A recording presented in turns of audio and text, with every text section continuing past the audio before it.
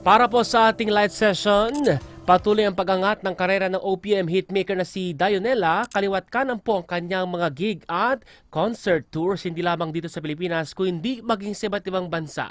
Bukod po sa kanyang natatanging estilo na sa musika, hinahangaan din po siya sa kanyang katapangan sa pagpapahayag ng kanyang pananampalataya sa ibabaw ng tablado. Kamakailan, naging maugong po sa social media ang kanyang Facebook post kung saan makikita ang singer-songwriter na nag-mirror selfie sa harap ng kanyang naglalakihang mga parangal.